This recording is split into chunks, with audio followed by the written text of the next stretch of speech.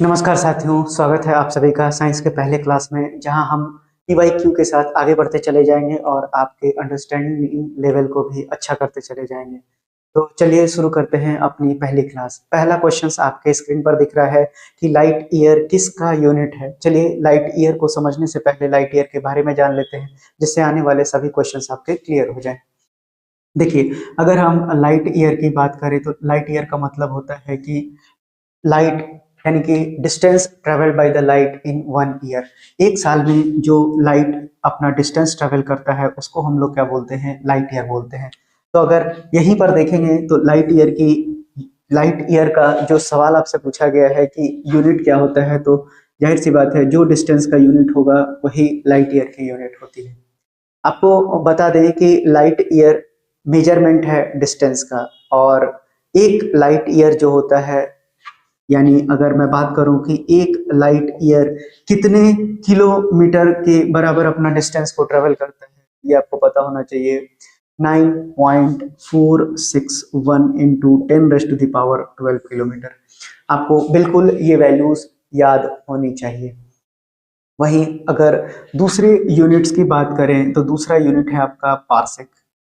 Parsec और light year के बीच में भी रिलेशन होता है, जिसे बोलते हैं एक पार्सेक में 3.24 लाइट ईयर होता है। अगर आपको पूछा जाए आपके एग्जाम में कि आपको बताना है एस्ट्रोनॉमिकल यूनिट के बारे में, तो ये भी आपको पता होना चाहिए। एक एस्ट्रोनॉमिकल यूनिट कितने मीटर के बराबर होता है, ये भी आपको पता होना चाहिए। आपको बता दें कि एक एस्ट्रोनॉमिकल यूनिट होता है 1.496 इंटू 10⁻11 मीटर के बराबर होता है।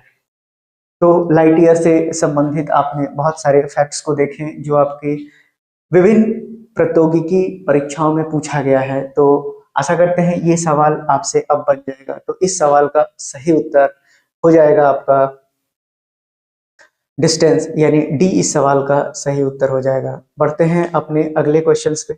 आपके सामने अगला क्वेश्चन है। आपसे पूछा गया है कि पावर ऑफ लेंस का एसआई यूनिट क्या होता है। देखिए, आपको लेंस से संबंधित सारी जानकारी पता होनी चाहिए। आइए जानते हैं लेंस के बारे में। देखिए, लेंस क्या होता है, तो लेंस एक पीस ऑफ ट्रांसपेरेंट मटेरियल है। आपको बता दें कि लेंस से अगर आप संबंधित जानकारी चाहेंगे तो लेंस क्या है, एक पीस ऑफ ट्रांसपेरेंट मटेरियल है, यानी कि जिससे कि आप आर पार देख सकते हैं। अब इस लेंस के भी दो प्रकार हैं, उसे बोलते हैं कॉनकेव और दूसरे को बोलते हैं कॉन्वेक्स। आपको कॉनकेव और कन्वेक्स के बीच में अंतर पता होना चाहिए कि कन्वेक्स का जो आप लेंस देखेंगे वो कुछ इस तरह का दिखाई देता है, वहीं कनकेव को देखेंगे तो आपको इस तरह का ये लेंस दिखाई पड़ता है। आपको बता दें कि इन दोनों के बीच से अगर मैं एक लाइन गुजारूं, कहने का मतलब ये है अलग अलग ही होगा, लेकिन आपको यहाँ बताने के लिए है। तो आप देखिए कि इसका सेंटर ये बनेगा और इसका सेंटर यहाँ से ये कटता हुआ लाइन जाएगा। अब ये जो लाइन काट रही है इसी को हम लोग बोलते हैं प्रिंसिपल एक्सिस। वहीं अगर इसके सेंटर को लिया जाए तो इसको बोलते हैं, यहाँ पर बोलते हैं ऑप्टिकल सेंटर। अगर ऑप्टिकल सेंटर, वहीं आप लेंस में दोनों तरफ से मेजरमेंट कर सकते हैं। वह मेजरमेंट कौन कौन सा हो सकता है, जैसे कि आपका फोकस, यानी कि ऑप्टिकल सेंटर से फोकस तक की दूरी क्या कहलाती है, फोकल लेंथ कहलाती है। वहीं अगर मैं इस आर्क को लूं और इस आर्क को जिस पॉइंट से अगर मैं काटूंगा तो वो इसका रेडियस ऑफ कर्वेचर कहलाता है, या सेंटर ऑफ कर्वेचर भी उसे बोलते हैं, यानी कि इस पॉइंट को मैं नाम दे दूंगा सी। आपको इतनी सारी बातें समझ में आ जाएगी, यही कंडीशन इसके लिए भी लागू होता है। अब लेंस के बजाय अगर मैं मिरर की बात करूं तो मिरर भी दो ही प्रकार के होते हैं, एक कनकेव होता है और दूसरा कन्वेक्स मिरर होता है। कनकेव आपका इस तरह का दिखाई पड़ेगा और कन्वेक्स जो है आपका अंदर से सिल्वर लाइनिंग की रहती है। आपको बता दें कि इस वाले जो इसका जो सेंटर पॉइंट होता है इसे बोलते हैं पोल, और लेंस के केस में उसे बोलते हैं ऑप्टिकल सेंटर। तो लेंस और मिरर के बारे में आप काफी जानकारी इकट्ठा कर लिए। लेंस आप कहाँ यूज करते हैं और किस प्रकार का यूज करते हैं, उसी हिसाब से कनकेव और कन्वेक्स को बांटा जाता है। जनरली आप देखेंगे लोगों को चश्मा लगाते हुए जब उनका आंख खराब हो जाता है, तो आंख खराब होने के बाद डॉक्टर उन्हें रिकमेंड करते हैं चश्मा लगाने के लिए। आपको बता दें कि जो डॉक्टर आंखों से संबंधित इलाज करते हैं उनको बोलते हैं ऑप्थेल्मोलॉजिस्ट। आप स्पेलिंग चेक कर लेंगे, ऑप्थेल्मोलॉजिस्ट। आपसे कई बार एग्जाम्स में ये सवाल पूछा जाता है। अब आपको लेंस और मिरर से काफी सारी बातें समझ में आ गई होंगी। आपको बता दें कि आपसे यहाँ पर सवाल जो पूछा गया है आंखों से संबंधित पूछा गया है, पावर ऑफ लेंस, यानी कि लेंस की पावर क्या होती है। तो देखिए, लेंस के पावर को हम फोकल लेंथ के टर्म में मेजर करते हैं। यानी कि अगर मैं कोई भी लेंस उठाता हूं और अभी मैंने बताया कि उसका फोकल पॉइंट क्या होता है, तो फोकल पॉइंट के एडजस्टमेंट, यानी कि जो नेचुरल फोकल लेंथ होना चाहिए आंख का, अगर वो डिस्टर्ब होता है, यानी इस पॉइंट को यहाँ यहाँ या फिर पीछे शिफ्ट करें, तो ये क्या हो जाता है, आपका डिस्टरबेंस क्रिएट हो जाता है। इस डिस्टरबेंस को ही हम अलग अलग बीमारियों के नाम से जानते हैं। उनमें से ही कुछ बीमारियों के नाम मैं आपको अभी बता देता हूँ, जैसे कि मायोपिया, हाइपरमेट्रोपिया, एस्टिमेटिज्म और साथ ही साथ प्रेस बायोपिया भी इनमें से 4 रीजन है जो आंख खराब होने के बाद जनरली आपको ये चारों रोग होते हैं और आप आंख के डॉक्टर के पास जाते हैं चश्मा लगवाने के लिए या फिर ऑपरेशन के थ्रू ट्रीट कराने के लिए। आपको पूछा गया है पावर, तो पावर का मतलब ही होता है, अगर लेंस के पावर को समझे तो वो होता है फोकल लेंथ का इनवर्स, यानी फोकल लेंथ का इनवर्स। तो P हो गया 1/f। अब फोकल लेंथ की दूरी जनरली जो हम कंसीडर करते हैं क्वेश्चंस में वो सेंटीमीटर में होता है, लेकिन अगर हम SI यूनिट में चलेंगे तो इसका यूनिट होता है मीटर, यानी कि F इन मीटर लिखना पड़ेगा आपको। तो पावर की यूनिट हो जाएगी मीटर इनवर्स। अब इसी मीटर इनवर्स को हम डायोप्टर बोलते हैं। क्या बोलते हैं? डायोप्टर बोलते हैं। डायोप्टर वो हैं जिन्होंने इसके बारे में बताया, यानी ये एक पर्सन है जिनके नाम पर हमने यूनिट्स को रख दिया। तो अगर आप सवाल को देखेंगे कि पावर ऑफ लेंस का यूनिट क्या है, SI यूनिट, तो उसको बोलते हैं डायमीटर, डायोप्टर। और अगर मीटर इनवर्स दिया होता तो मीटर इनवर्स भी आप बोलते। वहीं आपसे सवालों में हाइपरमेट्रोपिक, मायोपिक और प्रेस बायोपिया के बारे में भी चर्चा किया है। आइए जान लेते हैं मायोपिया के बारे में। मायोपिया यानी कि नियर साइटेडनेस। आप याद रखेंगे, मायोपिया को दूसरे नाम से भी आपके एग्जाम में पूछा जाता है। मायोपिया को आपके दूसरे नाम से क्या पूछा जाता है, तो उसे बोलते हैं नियर साइटेडनेस। Near sightedness. आइए जानते हैं नियर साइटेडनेस का मतलब क्या होता है। इस बीमारी में पर्सन जो है नजदीक के ऑब्जेक्ट को तो देख सकता है लेकिन दूर के ऑब्जेक्ट को नहीं देख सकता, यानी कि नियर ऑब्जेक्ट के क्लैरिटी उसकी साफ है लेकिन जो डिस्टेंट ऑब्जेक्ट है उसको वो नहीं देख सकता। ऐसे पर्सन को हम बोलते हैं कि वो पर्सन नियर साइटेडनेस से गुजर रहा है या फिर उसे मायोपिया हो गया है। मायोपिया को ठीक करने के लिए जिस लेंस का हम यूज करते हैं उसे हम बोलते हैं कॉनकेव लेंस।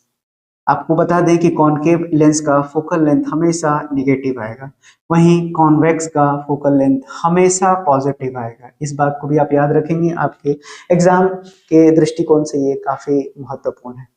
वहीं अगर हम हाइपरमेट्रोपिया की बात करें, हाइपरमेट्रोपिया हाइपरमेट्रोपिया अगर बात करें तो जैसे आपने यहाँ दिखा नियर साइटेडनेस, तो इसका मतलब होता है फार साइटेडनेस।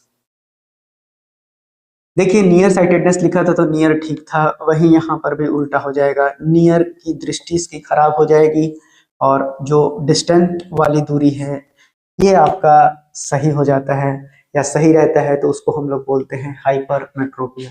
हाइपरमेट्रोपिया को ठीक करने के लिए हम कॉन्वेक्स लेंस का यूज करते हैं। कॉन्वेक्स लेंस से हम इसको ठीक करते हैं, यानी कि उसका फोकल लेंथ आपका पॉजिटिव आएगा।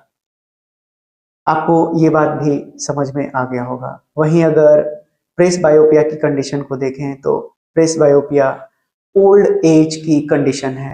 ओल्ड एज में आपको नजदीक कभी नहीं दिखता है और दूर का भी नहीं दिखता है, इसलिए वहां पर बाई फोकल लेंथ यानी कि जिसमें आधा कनकेव और आधा कन्वेक्स लेंस का हम इस्तेमाल करते हैं। तो ऐसे रोगों में ऐसे रोगों को प्रेस बायोपिया बोलते हैं। पढ़ते हैं अगले सवाल पे। आपसे अगला सवाल क्या पूछा गया है? आपसे अगला पूछा गया है कि मैग्नेटिक फ्लक्स क्या होता है, और मैग्नेटिक फ्लक्स की यूनिट आपसे पूछी गई है। तो आपको बता दें कि मैग्नेटिक फ्लक्स की यूनिट तो होती है वेबर, वेबर जिसे WB से भी डिनोट किया जाता है। आइए समझते हैं मैग्नेटिक फ्लक्स के बारे में। एकदम आसान भाषा में आपको मैग्नेटिक फ्लक्स समझा रहा हूँ। मैग्नेटिक फ्लक्स का मतलब क्या होता है? मैग्नेटिक फ्लक्स का मतलब होता है दिए गए एरिया में, यानी दिए गए एरिया में जो मैग्नेटिक फील्ड लाइंस हैं उनके मेजरमेंट को ही क्या बोला जाता है? मैग्नेटिक फ्लक्स बोला जाता है। यानी अगर आप देखेंगे कि ये एक सर्टेन एरिया को रिप्रेजेंट कर रहा है और अगर यहाँ से मैग्नेटिक फील्ड लाइंस गुजर रहे हैं तो जो हम इनके मेजरमेंट करते हैं टोटल मैग्नेटिक फील्ड के, इसी प्रक्रिया को हम लोग क्या बोलते हैं? मैग्नेटिक फ्लक्स बोलते हैं। और जैसा कि मैंने बताया कि मैग्नेटिक फ्लक्स की यूनिट होती है वेबर, जिसे हम WB से डिनोट करते हैं। तो इस सवाल का सही आंसर हो जाएगा मैग्नेटिक फ्लक्स की यूनिट आपसे पूछी गई है तो यूनिट हो गई वेबर, यानी ऑप्शन नंबर डी। आइए देखते हैं आपसे अगला सवाल क्या पूछा गया है। अगला सवाल आपसे पूछा गया है कि which of the following quantities has SI unit as candela, यानी कैंडेला किसकी SI यूनिट है? तो ये लुमिनियस इंटेंसिटी की लुमिनियस इंटेंसिटी की यूनिट है, जिसे CD से डिनोट करते हैं। आपको बता दें कि टोटल 7 फिजिकल क्वांटिटीज हैं और इन्हीं क्वांटिटीज से मिलकर आपको डेराइव्ड क्वांटिटीज बनाई जाती है। 7 फिजिकल क्वांटिटीज आपको पूरे नाम याद होने चाहिए, जिसमें पहला है मास, दूसरा है लेंथ, तीसरा है टाइम, चौथा है टेम्परेचर, पांचवा है luminous intensity, mass, length, time, luminous intensity, electric current, और आपको पता होना चाहिए amount of mole. Amount of mole यानी कि अब आप काउंट कीजिए तो आपके टोटल 7 हो जाएंगे, मास, लेंथ, टाइम, टेम्परेचर, उसी तरह से लुमिनियस इंटेंसिटी, इलेक्ट्रिक करंट और अमाउंट ऑफ मोल। तो ये 7 फिजिकल क्वांटिटीज हैं, यानी 7 फंडामेंटल फिजिकल क्वांटिटी, और इन्हीं क्वांटिटी से डिराइव होकर बाकी दूसरे फिजिकल क्वांटिटी को बनाया जाता है। मास का ऐसा unit KG, length metre, time का आपको सेकंड, टेम्परेचर का डिग्री केल्विन, उसी तरह लुमिनियस इंटेंसिटी का कैंडेला, करंट का एम्पियर और अमाउंट ऑफ मोल का मोल ही होता है। तो ये हो गए 1 2 3 4 5 6, 2 2 4 2 6 और 1 7। आशा करते हैं आपको ये चीजें समझ में आ गई होंगी। तो इस सवाल का आंसर आपसे पूछा जाए कि what is which of the following quantities has the SI unit as candela, तो इस सवाल का उत्तर हो जाएगा ऑप्शन नंबर डी, यानी कि लुमिनियस इंटेंसिटी। बढ़ते हैं अपने अगले सवाल पे। आपसे पूछा गया है कि पावर की यूनिट क्या होती है। चलिए पावर की यूनिट के बारे में जानते हैं। पावर का मतलब समझेंगे और फिर देखेंगे कि यूनिट क्या होता है। देखिए, पावर की यूनिट होती है वाट। अब समझ लेते हैं कि अगर मैं यूनिट की बात करूं तो ये तो वाट होता है, आपको आंसर मिल गया। लेकिन पावर होता क्या है? तो पावर दरअसल होता है एनर्जी बाय टाइम या फिर वर्क डन अपॉन टाइम। अब work done upon time, work done की यूनिट होती है जूल और टाइम की यूनिट होती है सेकंड। तो अगर 1 जूल का वर्क किया गया 1 सेकंड में तो इसी को बोलते हैं हम 1 वाट। तो आपसे वाट का भी डेफिनेशन एग्जाम में पूछा जाता है कि बताइए 1 वाट की डेफिनेशन को क्या बोलते हैं? तो 1 जूल पर सेकंड बोलते हैं। आपको बता दें कि आपसे ये भी पूछा जाता है कि 1 हॉर्स पावर कितने के बराबर होता है? तो ये होता है 746 वाट के बराबर होता है। ये भी सवाल कई बार आपके एग्जाम्स में पूछा गया है। अगर पावर के फंडामेंटल, अगर आप इसके डायमेंशन को चेक करेंगे तो अगर वर्क डन को मैं देखूं तो जूल है, यानी वर्क डन होता है फोर्स इनटू डिस्प्लेसमेंट, और फोर्स होता है mass into acceleration into displacement. तो मास हो जाएगा आपका केजी, एक्सेलरेशन हो जाएगा मीटर पर सेकंड स्क्वायर और डिस्प्लेसमेंट हो जाएगा मीटर, यानी केजी मीटर स्क्वायर पर सेकंड स्क्वायर हो जाएगा। और साथ ही साथ टाइम से अगर भाग लगा देंगे सेकंड, तो ये सेकंड ऊपर चला जाएगा और ये बन जाएगा आपका केजी मीटर स्क्वायर सेकंड का पावर -3 हो जाएगा। यानी अगर मैं इसके डायमेंशन की बात करूं तो ये हो जाएगा ml2t का पावर -3। तो आपसे कई एग्जाम्स में ये भी पूछा गया है कि बताइए पावर का डायमेंशन क्या होता है, तो आपको पता होना चाहिए ml2t का पावर -3। वहीं अगर आपसे फोर्स का भी पूछ दिया जाए तो फोर्स को भी देखेंगे हम, जब आप ऐसा क्वेश्चन हम लेंगे तो फोर्स की भी यूनिट केजी मीटर पर सेकंड स्क्वायर है, तो उसका भी डायमेंशन हो जाएगा ml2t का पावर -2। ये भी सवाल कई बार आपके परीक्षाओं में पूछा गया है। तो पावर से संबंधित जितने भी क्वेश्चंस बन सकते थे वो मैंने बता दिया। आपसे पूछा जा सकता है कि स्टीम इंजन का आविष्कार, यानी ये वाट शब्द कहाँ से आया, तो स्टीम इंजन के आविष्कारक का नाम था जेम्स वाट, और वहीं से इस यूनिट को लिया गया है। तो ये भी क्वेश्चंस आपको क्लियर हो गया होगा। तो बढ़ते हैं अपने अगले प्रश्न पे। अगला प्रश्न आपसे पूछा गया है कि which of the following unit is used to measure the intensity of sound. तो साउंड से संबंधित आपको चीजें पता होनी चाहिए कि साउंड से संबंधित क्या है।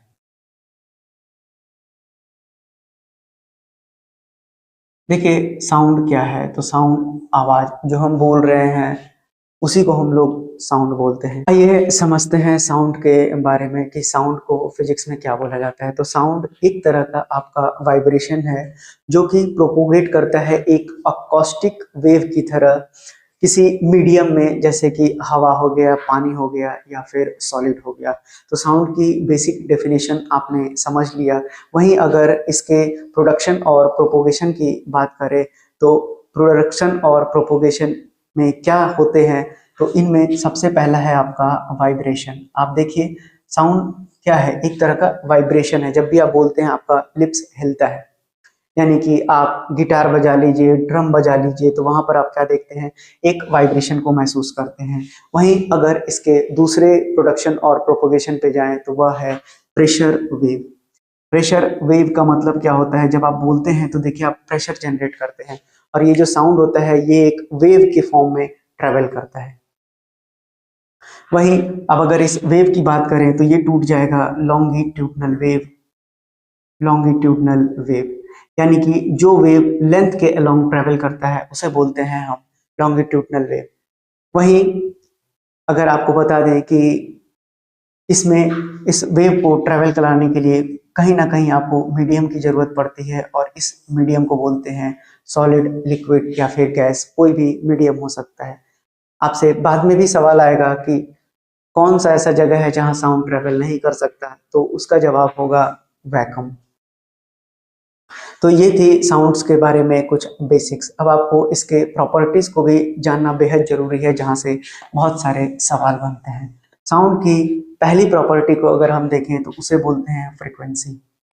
अब कोई भी आवाज निकलेगी तो उसकी फ्रीक्वेंसी तो होगी। फ्रीक्वेंसी दरअसल टाइम के इनवर्स को बोलते हैं, यानी कि 1/t क्या होता है आपका फ्रीक्वेंसी। तो फ्रीक्वेंसी की यूनिट बनती है सेकेंड इनवर्स, या इसी को हम लोग बोलते हैं हर्ज, HERTZ, यानी कि हर्ज इसे बोलते हैं। आपको बता दें कि फ्रीक्वेंसी ही वो पैरामीटर है जो साउंड के पिच को डिटरमाइन करता है। साउंड के पिच को डिटरमाइन करने वाला जो पैरामीटर है उसको बोलते हैं हम फ्रीक्वेंसी। यानी कि जितना ज्यादा फ्रीक्वेंसी होगा पिच उतना ज्यादा हाइयर होगा। मैंने क्या कहा कि पिच अगर हाइयर होगा तो फ्रीक्वेंसी भी हाइयर होगी। लेकिन यहाँ पर आपसे यहीं पर सवाल ट्विस्ट कर देगा कि उसका जो वेवलेंथ होगा वो लॉन्गर होगा या शॉर्टर होगा। तो आपको पता होना चाहिए शॉर्टर वेवलेंथ होगा। तो यहाँ से आपको 4-5 क्वेश्चन जनरेट हो जाएंगे। आपको बता दें जो दूसरा पैरामीटर है उसको बोलते हैं हम एम्पलीट्यूड। जो दूसरा पैरामीटर है उसे हम बोलते हैं एम्पलीट्यूड। आइए एम्पलीट्यूड के बारे में जानते हैं। तो एम्पलीट्यूड बताता है कि साउंड का लाउडनेस कैसा होगा, यानी ये लाउडनेस ऑफ साउंड को डिटरमाइन करता है। आपसे डायरेक्टली सवाल पूछा गया है एग्जाम्स में कि लाउडनेस ऑफ साउंड को हम कैसे डिटरमाइन करते हैं, तो वो है एम्पलीट्यूड। यानी कि जितना ज़्यादा एम्पलीट्यूड होगा, जितना ज़्यादा एम्पलीट्यूड होगा उतने ही ज़्यादा साउंड होगा। साउंड ज़्यादा होगा यानी उसका एम्पलीट्यूड ज़्यादा है। अगला जो सबसे इम्पोर्टेंट है, आपसे पूछा जा सकता है वेवलेंथ। देखिए, साउंड वेव के फॉर्म में ट्रेवल करता है, इसीलिए हम यहाँ पर जो इसके लेंथ को कंसीडर करते हैं वो वेव के फॉर्म में करते हैं। और वेवलेंथ क्या होता है? सक्सेसिव क्रेस्ट और ट्रफ के बीच का डिस्टेंस होता है, जो आप बचपन से देखते आ रहे होंगे। यानी कि क्रेस्ट और ट्रफ के बीच का दूरी आपका वेवलेंथ कहलाता है। आपको बता दें कि जो फ्रीक्वेंसी होता है, अगर उसको हम वेवलेंथ यानी लैम्डा से गुना कर दें तो ये बन जाता है आपका स्पीड ऑफ साउंड। ये बात आपको पता होना चाहिए कि फ्रीक्वेंसी को अगर वेवलेंथ से गुना कर देते हैं तो ये आता है आपका स्पीड ऑफ साउंड। और जो ये स्पीड ऑफ साउंड है ये आपके मीडियम पर डिपेंड करता है, जो मैंने आपको शुरुआत में ही समझा दिया। यानी कि आपसे पूछा जा सकता है एग्जाम्पल देकर कि सॉलिड, लिक्विड और गैस में आप बताइए साउंड सबसे ज्यादा कहाँ ट्रेवल करेगा, तो सबसे पहले सॉलिड, फिर लिक्विड और फिर गैस। ये आपका सही क्रम होगा। अच्छे एग्जाम्स में कई बार ऐसे क्वेश्चंस को पूछा गया है। यानी कि स्पीड जो होता है फास्टर होता है साउंड का सॉलिड में, उसके बाद लिक्विड में और उसके बाद गैस में। वहीं आपको बता दें कि स्पीड के साउंड के अगर आप एग्जाम्पल्स को कंसिडर करेंगे तो वहां पर काफी सारे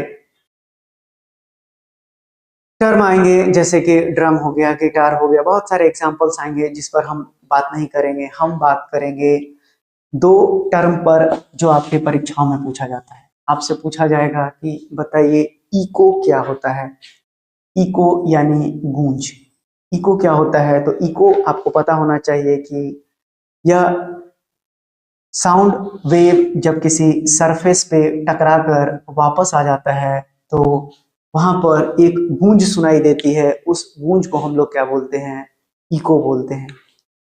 आपको बता दें कि इको की भी कुछ सर्टेन कंडीशन होती है। इको होने के लिए एक पर्टिकुलर कंडीशन होनी चाहिए। वो कंडीशन क्या होना चाहिए कि जो मिनिमम डिस्टेंस होना चाहिए हवा में वो 17.2 मीटर होना चाहिए। यानी बोलने वाले से जो दूरी होनी चाहिए वह 17.2 मीटर का मिनिमम होना चाहिए रिफ्लेक्टिंग से। यानी कि अगर मैं 17.2 मीटर की दूरी से अगर बोल रहा हूँ और अगर मेरा साउंड का वेव उससे जाकर टकरा रहा है तो वहाँ इको की कंडीशन पैदा हो जाएगी। वहीं आपको बता दें कि जो मिनिमम टाइम डिले होना चाहिए वो होना चाहिए 0.1 सेकेंड। ये भी आपसे कई बार परीक्षाओं में पूछा गया है, तो आपको ये भी बात समझ में आ गई होगी। वहीं दूसरे टॉपिक पर चर्चा करें तो दूसरा जो बहुत ही इम्पोर्टेंट टॉपिक है वो है रेजोनेंस। आपसे पूछा जा सकता है कि बताइए रेजोनेंस की क्या कंडीशन होती है साउंड वेव को कंसिडर करके। तो रेजोनेंस तभी अकर होता है जब कोई ऑब्जेक्ट वाइब्रेट करता है सेम फ्रीक्वेंसी जितना साउंड वेव का है। कहने का मतलब ये हो गया कि रेजोनेंस की कंडीशन तब अकर होती है जब कोई ऑब्जेक्ट वाइब्रेट करता है सेम फ्रीक्वेंसी पर। जब भी कोई ऑब्जेक्ट सेम फ्रीक्वेंसी पर वाइब्रेट करता है तो ऐसी कंडीशन रेजोनेंस की बन जाती है। ये भी आपको याद रखना है, ये भी कई बार एग्जाम्स में पूछा गया है। आपको बता दें कि स्पीड ऑफ जो साउंड होता है ये भी आपको पता होना चाहिए कि हवा में स्पीड ऑफ साउंड कितना होता है। तो एयर में अगर आप स्पीड ऑफ साउंड को कंसीडर करेंगे तो 343 मीटर पर सेकंड की रफ्तार से ये जाता है। और वहीं कई बार पूछा गया है कि ये किस टेम्परेचर पे लिया गया है, तो टेम्परेचर होता है 20 डिग्री सेल्सियस। ये भी आप याद रख लेंगे। आपको बता दें कि अगर 0 डिग्री सेल्सियस को देखेंगे तो स्पीड ऑफ साउंड जो एयर में होगा, अगर इस टेम्परेचर को 0 डिग्री सेल्सियस कर देते हैं, ये भी सवाल पूछा गया है, तो आपको ये हो जाएगा 331 मीटर पर सेकंड। तो ये सारी बातें आप अपने कॉपी में नोट करते चलिए, जो आपके एग्जाम्स के दृष्टिकोण से काफी महत्वपूर्ण होगा। सिर्फ आपको यही सवाल नहीं करना है, आपसे कुछ भी पूछा जा सकता है एग्जाम्स में जो मैं आपसे बता रहा हूँ। आपको ये भी पता होना चाहिए कि माक नंबर क्या होता है। माक नंबर भी आपको पता होना चाहिए। दरअसल माक नंबर वो नंबर होता है जैसे अगर आपने देखा होगा कि जो हमारे फाइटर जेट्स होते हैं उनमें कहा जाता है कि ये 1.8 माक की स्पीड से ट्रेवल कर सकता है, 2.8 माक की स्पीड से ट्रेवल कर सकता है। तो वहां पर माक होता क्या है ये भी आपको पता होना चाहिए। तो माक एक नंबर है जहां पर कि अगर एयर में स्पीड को कंसीडर किया जाए, यानी कि ट्रू स्पीड अगर हम देखें तो माक नंबर को m से डिनोट करते हैं, जहां m क्या होता है जो हवा की एक्चुअल स्पीड है और जिस मीडियम में उसका स्पीड होगा हवा का, वो दोनों का रेशियो आपका माक नंबर कहलाता है। यानी माक नंबर क्या है आपका कि true air speed to the speed of sound in medium आपका माक नंबर कहलाता है। तो ये सारी विभिन्न परीक्षाओं में पूछे गए सवाल है जो आपसे एग्जाम में फिर से पूछा जा सकता है। आपसे पूछा जाएगा कि अगर माक नंबर 1 से कम हो गया तो ऐसे स्पीड को या ऐसे साउंड को क्या बोलते हैं, तो आपसे बोला जाएगा सब सोनिक। अगर 1 से कम है तो ये हो गया सब सोनिक स्पीड। वहीं अगर m 1 के बराबर हो गया तो उसको बोलते हैं ट्रांससोनिक। इसको बोलते हैं ट्रांससोनिक। एक कंडीशन आपको बनेगी कि अगर m 1 से बड़ा हो गया तब क्या कहेंगे, तो m 1 से बड़ा हो गया इसी को हम लोग बोलते हैं सुपरसोनिक। आप याद रखेंगे इसे ही बोलते हैं सुपरसोनिक। कई बार परीक्षाओं में पूछा गया है। वहीं अब आप देखेंगे कि हाइपरसोनिक मिसाइल आ गया है जिसका स्पीड जो है 5 माक से ज्यादा होगा या बराबर भी हो सकता है, तो ऐसे को हम बोलते हैं हाइपरसोनिक। तो ये स्पीड थी जो साउंड से संबंधित थी, तो आपको ये भी अपने कॉपी में नोट कर लेना चाहिए। अब आते हैं अपने क्वेश्चंस की ओर। अगर आप क्वेश्चंस को देखेंगे तो आपसे पूछा गया था कि इंटेंसिटी ऑफ साउंड को नापने की जो यूनिट है उसे बोलते हैं डेसीबेल। क्या बोलते हैं इसको? डेसीबेल बोलते हैं। आपको बता दें कि ये भी आपको पता होना चाहिए कि जो ह्यूमन होता है उसमें नॉर्मल जो साउंड होता है वो कितना होना चाहिए, यानी कि ह्यूमन ईयर के लिए डेसिबल में आपको ये भी पता होना चाहिए। तो अगर आप देखेंगे तो डेसिबल में इसका 70 डेसिबल या उससे कम होना चाहिए। अगर नॉर्मल कन्वर्सेशन की बात करूं तो मैं, यानी कि सेफ लिमिट की बात करेंगे आप, तो 70 डेसिबल से ज़्यादा नहीं होना चाहिए। अब देखिए आजकल लाउड स्पीकर्स इतने बज रहे हैं कि 70 डेसिबल तो क्या ही है उसके लिए। और अगर आप ज़्यादा देर तक इतने साउंड के ऊपर साउंड जाता है तो आपके बहरे होने के चांसेस बढ़ जाते हैं। मैं तो सिर्फ छोटी बात बता रहा हूँ, बड़ी बातें किसी और वीडियो में, क्योंकि यहाँ फिर डिले हो जाएगा, ये एक दूसरा टॉपिक है। नहीं तो उसके बहुत सारे ऐसे ऐसे इफेक्ट्स हैं जो आप सुन के दंग रह जाएंगे। WHO भारत को बार बार एडवाइजरी भी जारी कर रहा है कि आप साउंड सिस्टम को कंट्रोल कीजिए, क्योंकि आने वाले भविष्य में काफी सारे लोग हैं जो बहरे हो जाएंगे 2050 तक, अगर यही कंडीशन बनी रही इंडिया में तो। चलिए उस पर बाद में बात करेंगे। यहाँ पर हम थे अपने साइंस के टॉपिक्स पर, तो इस सवाल का उत्तर हो जाएगा आपका डेसिबल। पढ़ते हैं अगले सवाल पे। अगला सवाल आपसे पूछा गया है कि आपको किलोग्राम की यूनिट बतानी है। किलोग्राम की यूनिट क्या होती है, तो ऐसा यूनिट किलोग्राम का क्या होता है देख लेते हैं। 4 ऑप्शंस हैं जो आप कई बार अपने टेस्ट में दिए होंगे। तो देखिए किलोग्राम की एसआई यूनिट होती है, आपके पास 4 ऑप्शन है, केजी, न्यूटन, ग्राम और डाइन। तो आपको बता दें कि एसआई यूनिट की जब आप बात करेंगे तो यहाँ पर आपका ऑप्शन हो जाएगा न्यूटन। आपको बता दें कि वेट दरअसल होता क्या है, तो वेट होता है मास इनटू ग्रेविटी। जब आप मास को लेते हैं केजी और इसको लेते हैं ग्रेविटी को मीटर पर सेकंड स्क्वायर में, तो ये बन जाता है केजी मीटर पर सेकंड स्क्वायर, यानी यही तो आपका न्यूटन के बराबर होता है, यानी ये एक फोर्स की तरह काम करता है, इसीलिए इसका यूनिट हम न्यूटन में कंसीडर करते हैं। वहीं अगर मास की बात की जाए तो मास आपका केजी में होता है। आपको बता दें कि मास एक फिक्स्ड क्वांटिटी है, वहीं वेट जो है एक वेरिएबल क्वांटिटी है। क्यों? क्योंकि अगर आप मून पे जाएंगे तो आपका मास चेंज नहीं होगा, वेट चेंज होगा, क्योंकि ग्रेविटी जो अर्थ के रिस्पेक्ट में है मून का, वो 1/6 हो जाता है, यानी कि ग्रेविटी ऑफ मून जो है वो 1/6 हो जाता है ग्रेविटी ऑफ अर्थ के। इसलिए वेट आपका वैरी करता है, न कि मास। आप ऐसा नहीं कि 20 किलो के यहाँ हैं तो चांद पर जाकर आप कुछ और किलो के हो जाएंगे, वो कभी नहीं बदलता। तो इस सवाल का सही आंसर हो जाएगा आपका ऑप्शन नंबर बी, यानी कि न्यूटन। आपको कुछ और भी बातें पता होनी चाहिए कि जो फोर्स का डायमेंशन होगा वही यहाँ पर वेट का भी डायमेंशन होगा, यानी ml का पावर -2। ये भी आप याद रखेंगे। आइए देखते हैं अपने अगले सवाल की ओर। आपसे पूछा गया है कि मोमेंटम। चलिए समझते हैं मोमेंटम के बारे में पहले कि मोमेंटम होता क्या है। मोमेंटम से कई बार आपको अलग अलग एग्जाम्स में क्वेश्चन पूछे जाते हैं। देखिए, मोमेंटम का फंडामेंटल कॉन्सेप्ट क्या बताता है कि अगर मोमेंटम का मतलब ये हुआ कि जैसे आप एक फास्ट बॉलर को देखिए, फास्ट बॉलर को जब बॉलिंग बहुत तेज करना होता है तो वो दौड़ कर आता है। दौड़ कर आता है, क्यों दौड़ कर आता है?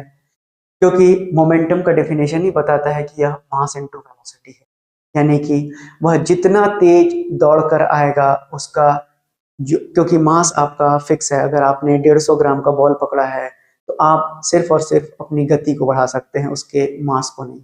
तो मोमेंटम को ज्यादा करने के लिए जितनी ज्यादा वो तेजी से दौड़ कर आएगा उतनी तेजी से वो अपने बॉल को डिलीवर करेगा। यानी कि आप क्या समझे मोमेंटम का मतलब? अब मोमेंटम को डिनोट करते हैं पी से, और पी क्या होता है आपका? Mass into velocity.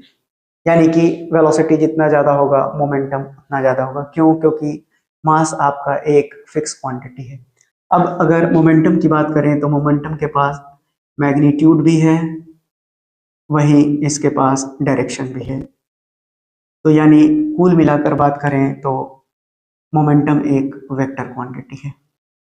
ये भी आपसे कई बार सवाल पूछा गया है। अब अगर मास को देखें तो ये केजी है और वेलोसिटी होता है मीटर पर सेकेंड, यानी इसकी यूनिट की बात करें तो ये हो जाएगा केजी मीटर पर सेकेंड, और वहीं इसके डायमेंशन की बात करें तो ml का पावर -1 इसका डायमेंशन हो जाएगा। ये भी आपसे यही सवाल पूछा गया है। यहाँ पर आपको बता दें कि मोमेंटम को भी कंजर्व किया जा सकता है, और वहीं अगर कोलिजन की बात करें तो दो तरह के कोलिजन्स होते हैं, जिसमें पहला है इलास्टिक कोलिजन और दूसरा है नॉन इलास्टिक कोलिजन।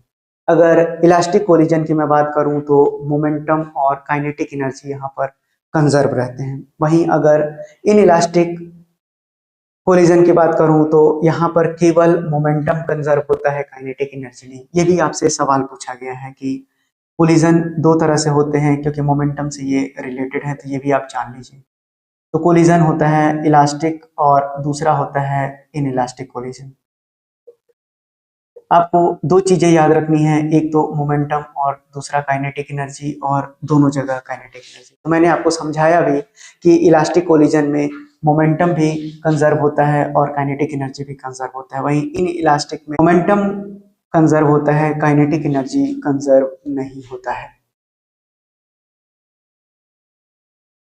तो मोमेंटम से भी संबंधित आपकी सारी पॉइंट्स क्लियर हो गई होंगी। तो अगर आप आंसर को देखेंगे तो इस सवाल का सही आंसर हो जाएगा केजी मीटर पर सेकेंड, यानी ऑप्शन नंबर 20 सवाल का सही उत्तर हो जाएगा। बढ़ते हैं अपने अगले सवाल पे। अगला सवाल है, आपसे पूछा गया है कि एसआई यूनिट आपको इलेक्ट्रिक चार्ज का बताना है। चार्ज के बारे में आपसे पूछा गया है। आइए जानते हैं चार्ज के बारे में। चार्ज, जिसको कि आप छोटा क्यू से भी डिनोट कर सकते हैं और बड़ा क्यू से भी डिनोट कर सकते हैं। दरअसल चार्ज कुछ होता नहीं है, चार्ज एक नंबर ऑफ इलेक्ट्रॉन्स है, यानी कि चार्ज को अगर जितनी संख्या है इलेक्ट्रॉन्स के उससे गुना कर देंगे तो यही आपका बन जाता है चार्ज। और चार्ज की यूनिट होती है कूलम, चार्ज की यूनिट होती है कूलम। अब अगर हम चार्ज ऑन इलेक्ट्रॉन की बात करें तो ये आपको बिल्कुल याद होना चाहिए कि चार्ज इलेक्ट्रॉन पर कितना होता है। तो इलेक्ट्रॉन पर चार्ज की संख्या होती है 1.6 इंटू 10 का पावर माइनस 19 कूलम, जो आपने पढ़ा होगा। इलेक्ट्रॉन है तो यानी कि ये निगेटिव साइन को फॉलो करेगा। आपको चार्ज से संबंधित काफी सारी जानकारी मिल गई होगी, यानी यहाँ पर आपसे पूछा गया है कि इलेक्ट्रिक चार्ज की यूनिट क्या है, तो इलेक्ट्रिक चार्ज की यूनिट है आपका कूलम। देखिए ये सवाल कितनी बार परीक्षाओं में पूछा गया है।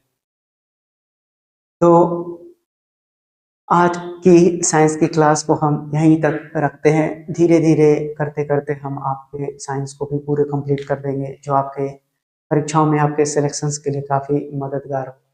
तो अगर वीडियो अच्छा लगा हो तो लाइक और सब्सक्राइब कीजिए और पढ़ते रहिए और सरकारी नौकरी लेते रहिए। धन्यवाद।